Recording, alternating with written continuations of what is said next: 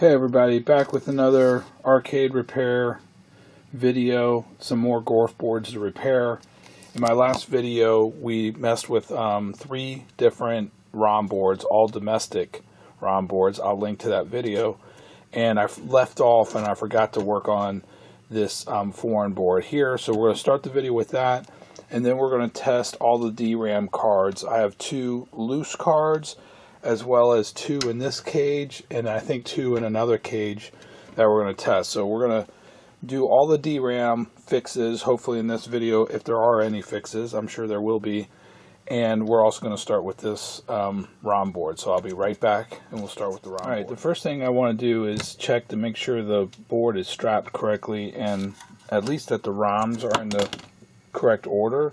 Now, one thing is, you can tell they're all in the right orientation and they all look like the correct ROMs, but this label is slightly different than this one. So this is GORF A, B, I guess C, D, E, F, G, H. So that looks correct, except for I'm questioning what's up. Why is this one labeled differently up there in the top? That's interesting. And then for a foreign board like this, where all the ROMs go in the top row, and I made a comment about this in my last video, is this strapping, or it's not really a dip switch, but it's like strapping. They just cut the legs off of this little thing here. So it's supposed to be pin 1 for 2532s is closed. Pin 2 is open. I'm reading here on my little cheat sheet. Pin 3 is closed. Then open, open. Pin 5 is also open. So 4, 5, and 6 is open. Yep. And then 7 and 8 is closed. And then 9 is open. So that is the correct strapping for X31. Yeah. And it says X31 controls X11 through X18. So this one, jumper, I guess, X31 controls what ROM type is in this row right here, and this one controls what ROM type is in the other one. It should be relatively the same. This is interesting here because X32, okay, we got closed, open, closed, open, open, closed, open, closed, open, and it's slightly different if you can see this on here.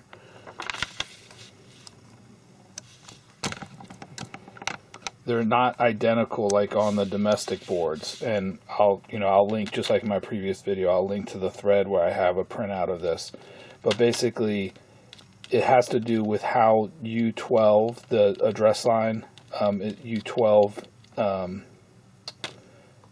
A or whatever, I guess maybe that's the actual chip, U12A, whatever that is different. And in this X32, it's actually controlling U11A. So it's like kind of crazy, right? It's a little bit different. Basically 6 through 9 control like some extra address lines, and 1 through 5 control whether it's a 2532 or a 9332. But regardless, we know it's working, and you can plug this in incorrectly, so you want to make sure it's plugged in right. So the strapping is correct. Alright.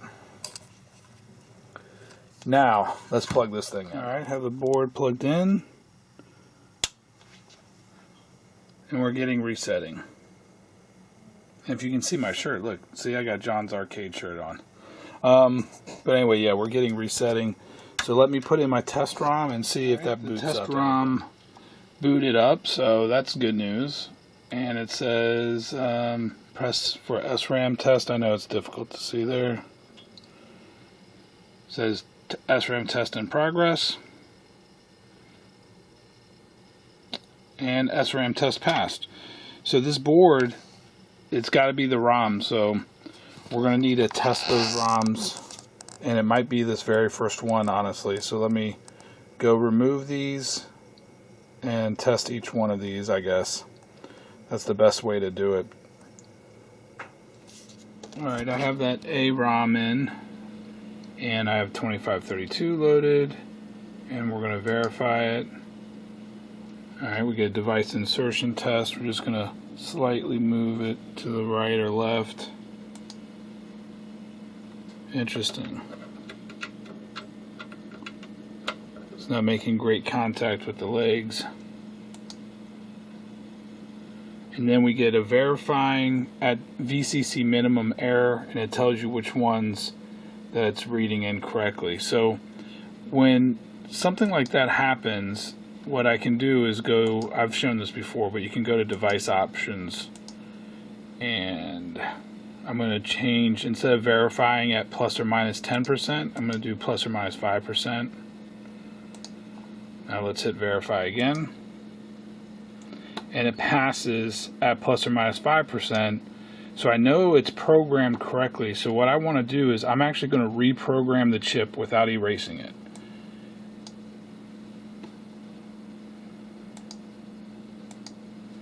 And then I'm going to, I'll leave it at 5% for now.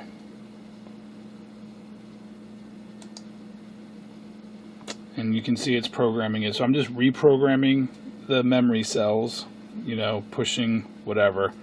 I can't describe it off the top of my head, but I'm just reprogramming the chip. It's already programmed, so I'm not changing how it's programmed, because otherwise we'd have to probably erase it. So I'll come back and see if we verify this at plus or minus 10%. All right, just reprogrammed it, and now we're going to go back and change our verify at plus or minus 10% instead of 5%,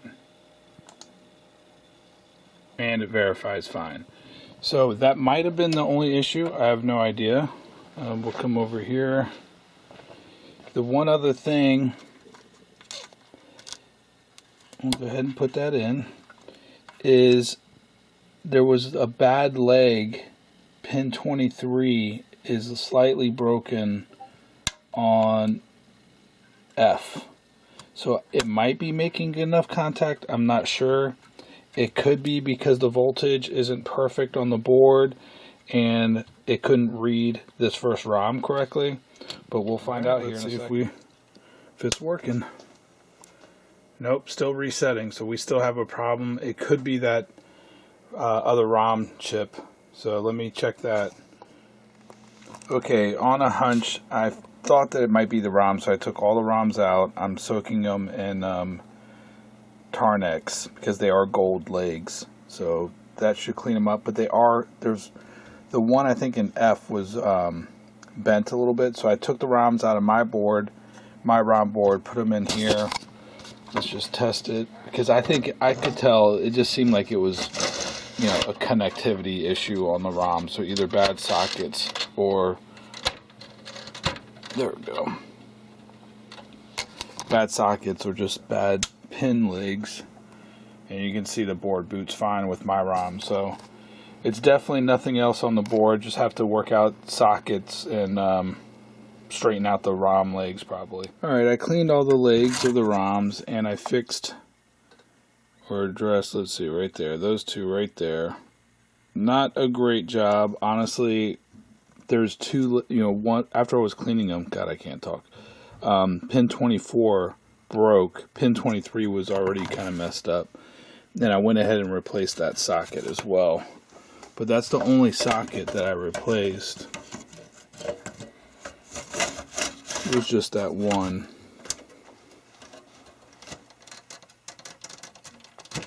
There we go. And we're up and running. So that's another ROM board fixed. I'll keep my eye out on that one chip. I might end up replacing it. I'm not sure, but it's good for now. So let's test some DRAM boards. All right. So I already tested for shorts. These are these DRAM are tri-voltage. So there's -5, I think plus 12, plus 5 volts, and these tantalum caps tend to go bad. Also, this RAM is not ceramic RAM, so there might be a good chance that's bad. I don't know. And the last thing is, when I flip the board over, it looks like these two chips were both replaced. I can see some solder working on there, so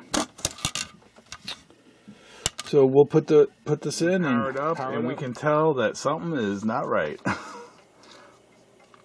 We'll go ahead and test the SRAM. You can't really see it, but I know that there's a bad RAM on here. SRAM test passed. Slot 5. Oh crap. Slot 6. 1, 2, 3, 4, 5, 6. Yeah, slot 6. Chip U14. It says. All right, I cut the chip out, pulled the legs, put in a socket, put in a new 4027 DRAM in there, and here we go.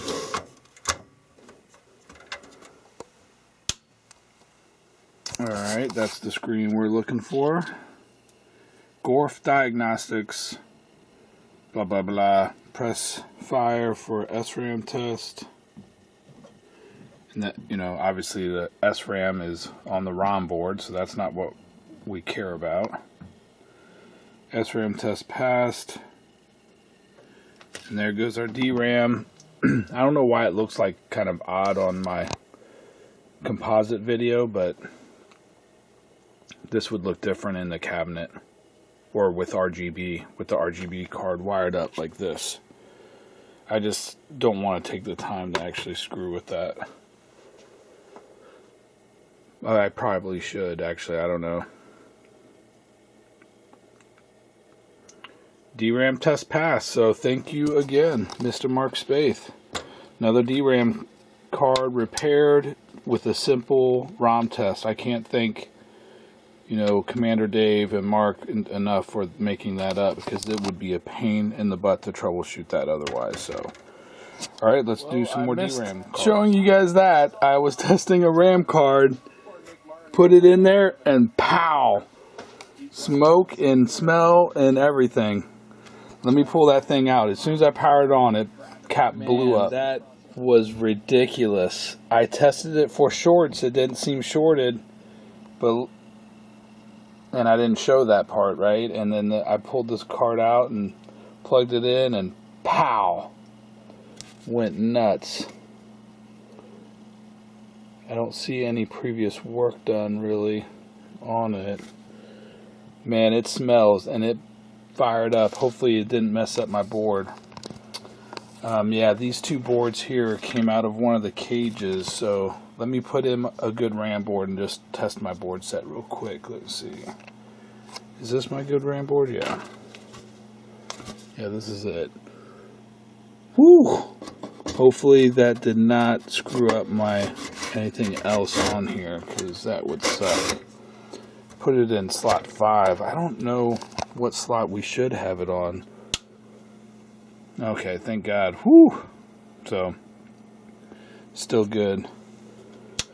Just this board got totally jacked up.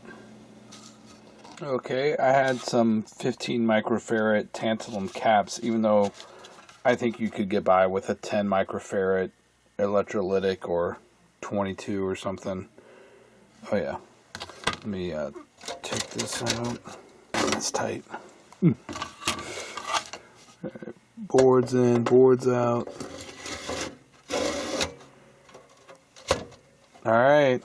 Let's see if it blows up.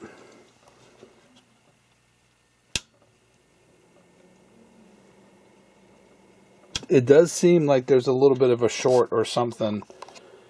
And I can't tell what it is, because I can hear my 5-volt power supply kind of strain a little bit. I think there's a short on this board, and I looked for it and I couldn't find it.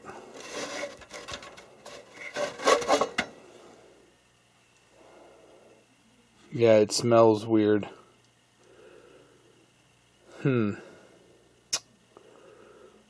wonder. It's got to be on the 12 volt line, because this is 5, 12, and -5 there. Let me try to poke around and see if I can figure out where that is. But it's got to be on the 12 volt line, I would think. Okay, I've been probing around on this board, and I can't find any shorts. And I actually, now that I'm after probing around even further, I don't think the board is shorted. It's just something is not right, and it's not able to even... Oh, shit. I actually got something for the first time. It was jacked up. It wasn't giving me any type of screen at all. Strange. Running the SRAM test. You can't really see it, but I can read it. It says SRAM test passed. Let me see. Slot 6, chip U6. I think it says U6.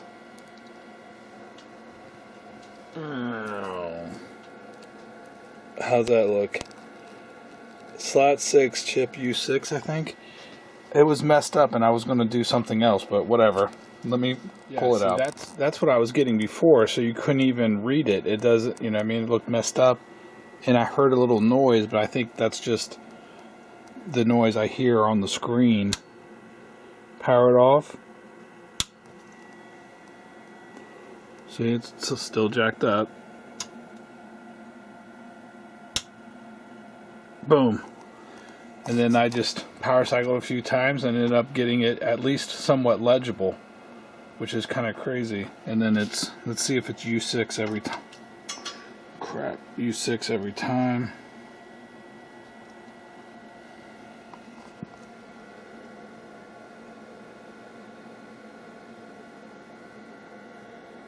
SRAM test passed. Yep, it says slot 6 U6. Yeah, it's kind of difficult to see. Man, I was getting ready to do some craziness because I don't have a RAM extender board. If I had a RAM extender board, I would use it obviously and start probing around, making sure some of the other chips like the chip select or the LSO8 or whatever was fine. But then I was like, alright, I've never used this function generator to actually test a board, and then I started reading about it and testing it and stuff, and I was looking forward to actually showing you guys, but whatever. We'll do the easy thing first and come back to maybe using that. I didn't film it, but if I get better at pulling these chips out intact, I'm still, even after all this time, I'm still trying to figure out like the best way to get those out intact. But new socket, new RAM, 4027. Put this thing in there and power up. Looks like it's still messed up, but it powered right on. Test RAM in progress, SRAM. That passed. Oh boy, yeah, we got some different results there.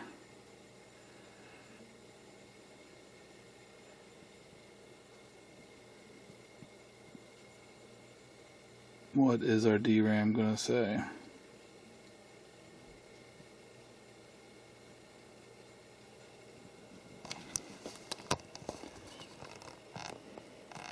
If it says anything.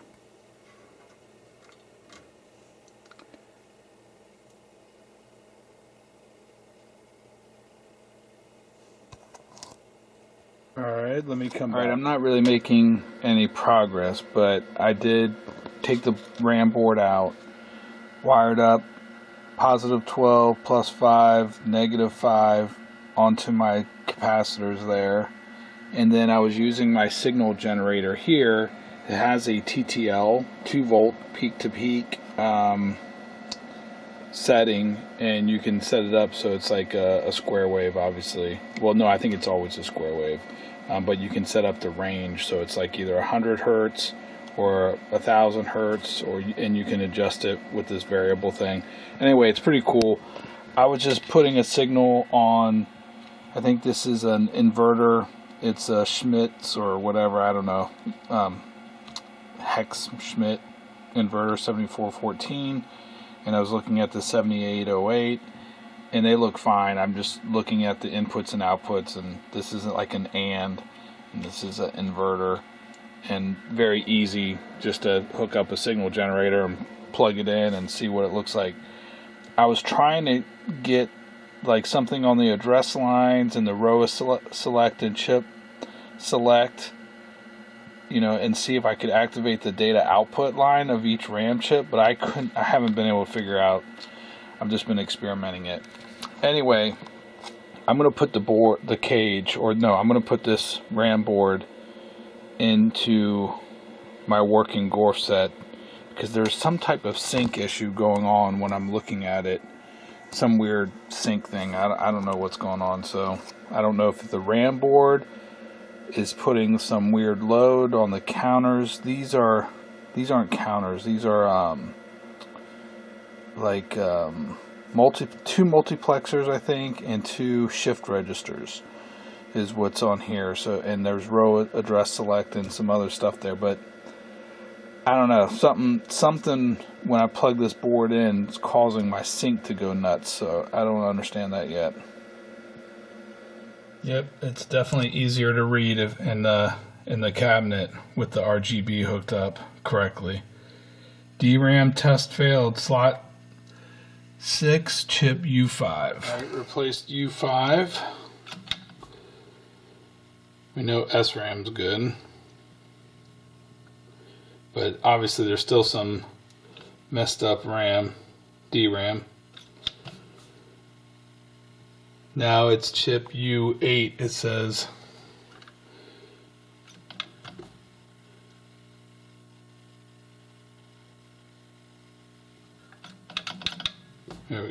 Yeah, hold on. SRAM test in progress.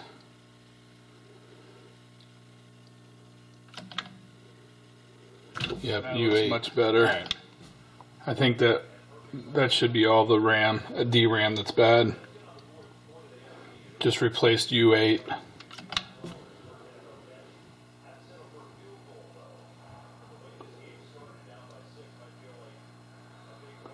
Yeah, and I think the test, if I read the README notes, the test will fail on the first DRAM.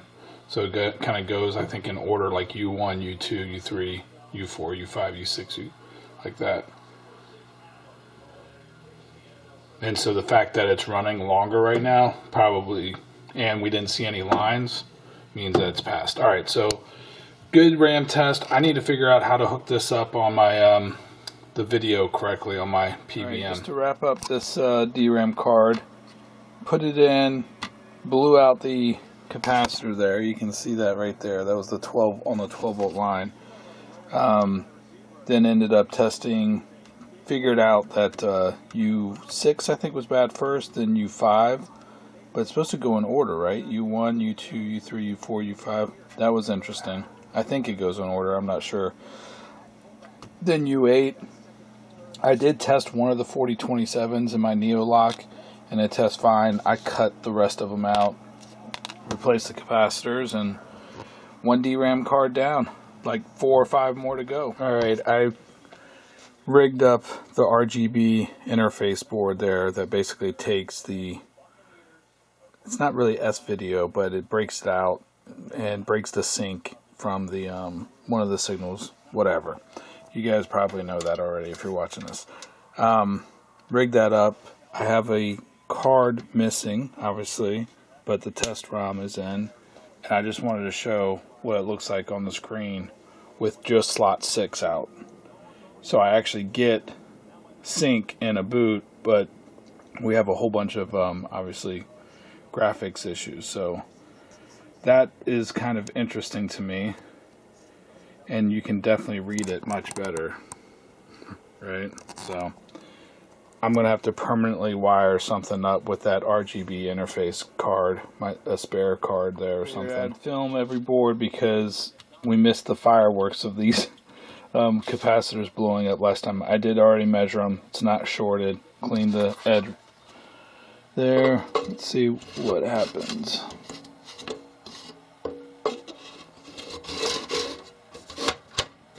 Alright.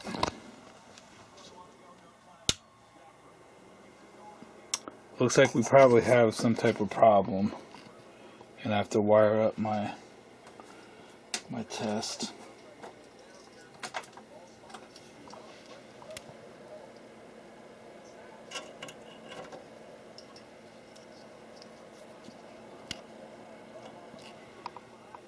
Alright, SRAM test in progress. But I can tell something's wrong already. And I don't know why it's green. Do I have it wired up wrong? DRAM test failed, slot 6, U7.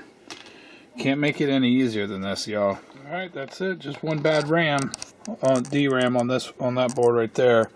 Now, I do think I have some color issues. I tested it. I'll come back and mess with this a little bit later. I just don't want to slow up my testing.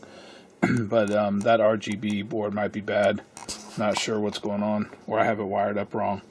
But much better wiring it up this way than just using the composite signal, I guess. This might be board number 4, I'm not sure. Running out of 4027 RAM. But it looks good, has ceramic caps. I tested it for shorts. Does not have any shorts.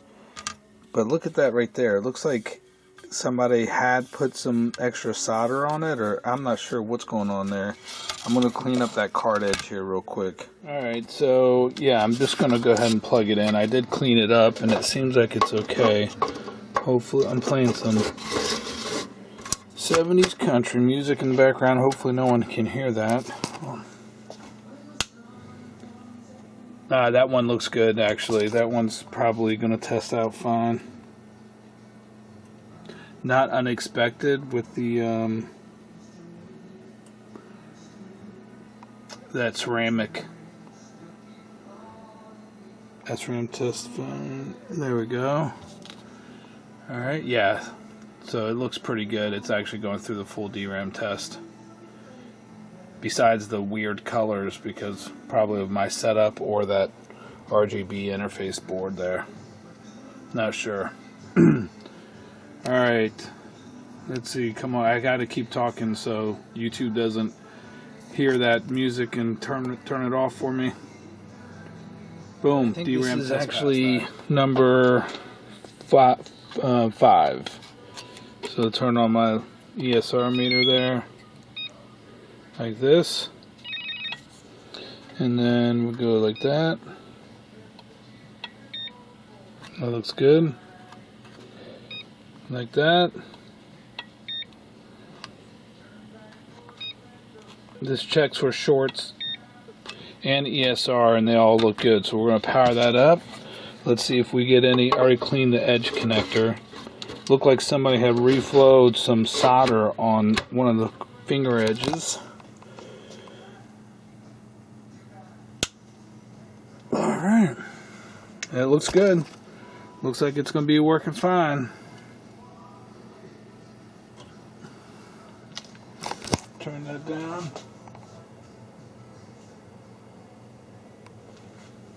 Alright. SRAM test passed. I can just tell, because there's no lines on the screen, that the DRAM's probably fine. This little bit of lines at the bottom here is probably because I'm missing my cut. Something's not 100% right with my game board there, but it works good enough to test most of these boards. I wonder if that color issue is actually my game board. I don't know. We'll find out in maybe a different video. Alright, one more to test. 6. I didn't even have to clean the card edge. It looks pretty decent. And this has, feels like they're ceramic RAM. MCM 4027s. So, I tested the caps.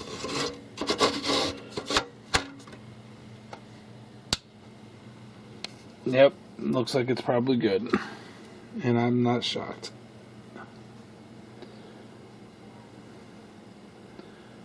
SRAM test in progress.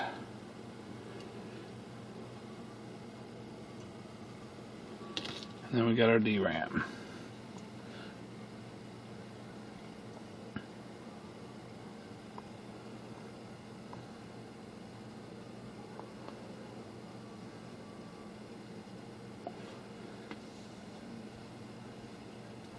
Nothing exciting here, is there?